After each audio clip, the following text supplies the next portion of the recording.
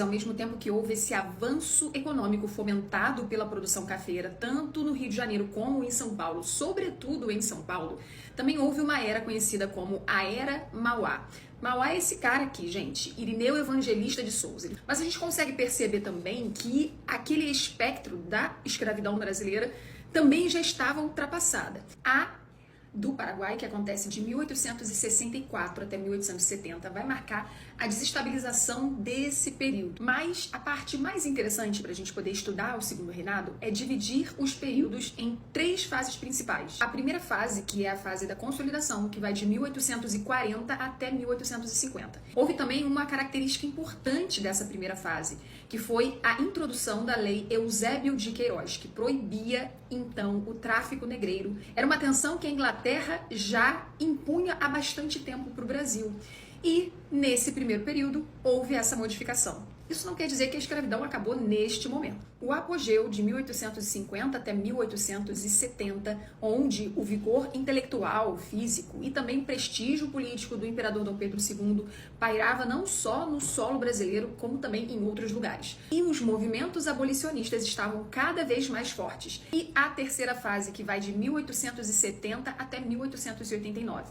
E a gente pode contemplar, sobretudo, a do Paraguai, que foi um conflito muito caro, muito longo, muito dispendioso e que ocasiona no Brasil um déficit fiscal profundo e, consequentemente, uma inflação. Diversos escravizados de 1864 até 1870, período deste conflito, foram para e a eles foi prometido a sua carta de alforria, a sua liberdade.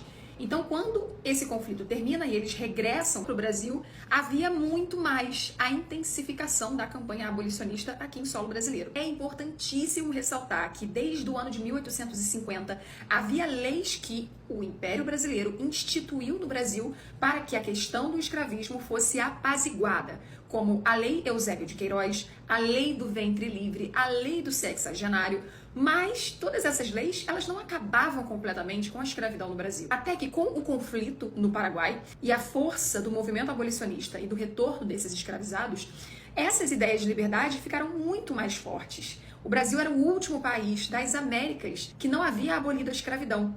Então, a princesa Isabel, ela assina uma nova lei, a chamada Lei Áurea, em 1888. Dessa forma, o Império acaba fazendo um distanciamento com as elites que se mantinham exatamente com essa escravidão. Um ano depois, é proclamada a República e a família imperial é expulsa do Brasil. Então, o segundo reinado acaba e instaura-se no Brasil uma república. O que acontece nesse período? Para isso, vocês vão precisar acompanhar o próximo vídeo. Coloque aqui nos comentários o que você achou dessa história.